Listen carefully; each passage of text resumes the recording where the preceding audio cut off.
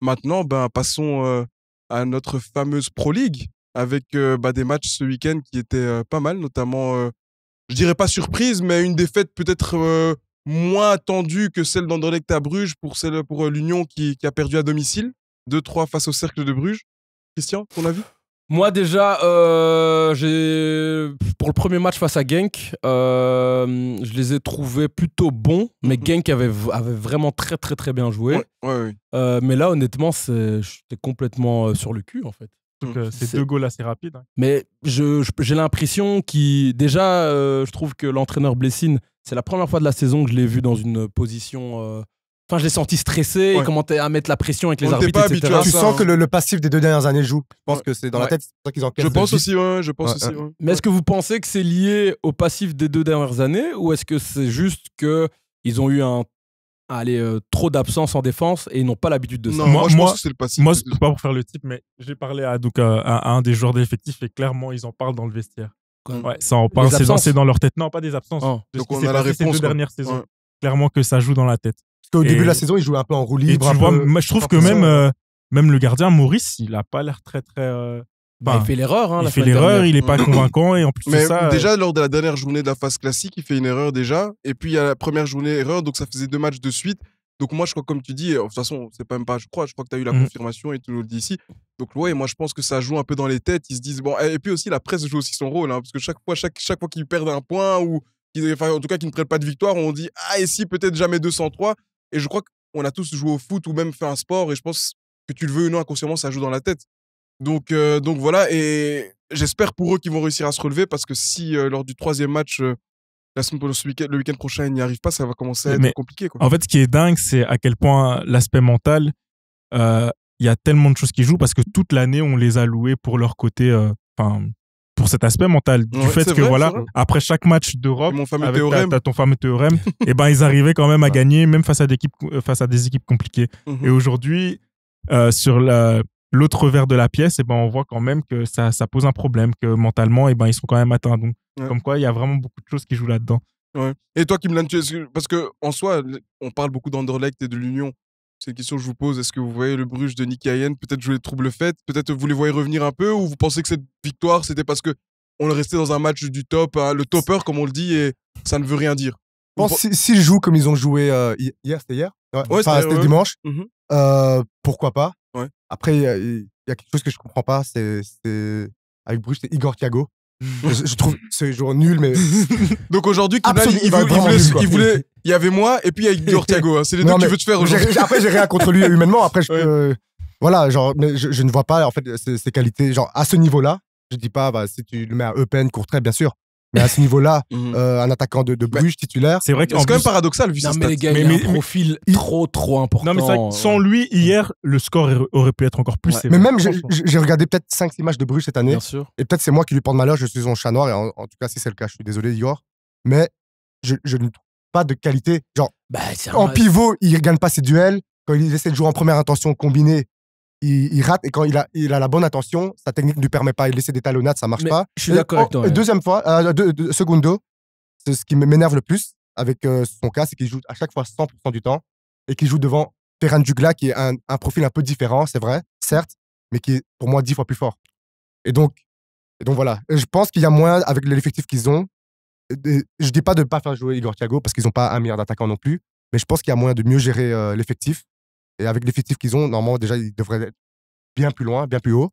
Et donc voilà. Donc je pense que si Nicky Hayem, le nouveau coach, gère ça mieux et que s'il la mentalité qu'ils ont eu hier, parce qu'ils ont vraiment bien joué hier, pourquoi pas? Parce qu'ils ont encore un match contre Anderlecht, 2 matchs contre Lyon. Justement, c'est bien que tu en parles du calendrier parce que le week-end prochain, au-delà du Genk Cercle de Bruges, moi je m'intéresse plus au choc entre Bruges et Anvers. Donc Bruges reçoit Anvers et on a surtout le Anderlecht Union. Moi je me pose la question, si maintenant, avec des si, vous allez me dire on peut tout faire, mais si maintenant l'Union et Anderlecht se neutralisent et prennent 1 point, qui fera donc Anderlecht Union à 36 points et que Bruges gagne à domicile face à Anvers et revient à 33, il restera que 3 points qui sépareront les 3 premiers. C'est pour ça que je me demande, est-ce que Bruges ne peut pas viser aussi quelque chose? C'est pas plutôt Genk qui est dans la position vraiment. Mais c'est la même chose, Genk ils ont à 30 points aussi. Surtout quand mais ça, mais j'ai envie de dire en plus, Genk, l'avantage qu'ils ont, c'est qu'ils ont vraiment un calendrier favorable dans la mesure où après avoir enchaîné les 2 matchs là qu'ils ont gagnés, bah, ils prennent l'équipe la plus faible. Bon, même si Cercle fait un bon début. Jouer contre Cercle à la maison, mais moi, ça devrait être 3 points. Par contre, Bruges, ils ont encore l'Europe et je pense qu'on va en reparler plus tard. Oui, mais ça, c'est un facteur aussi à prendre en compte. C'est ce que j'allais dire parce que moi, je pense que. Ils ne savent pas gérer les après.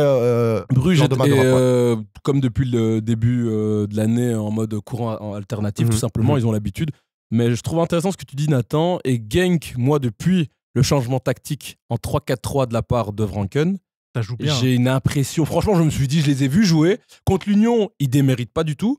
Même si l'Union a bien joué, mais Genk était au-dessus. Et il y a un joueur, et je sais pas si vous vous rappelez, enfin, moi, il y a un joueur qui s'appelle Mathias Galarza. Je sais pas si vous voyez qui c'est. L'Argentin. Le petit.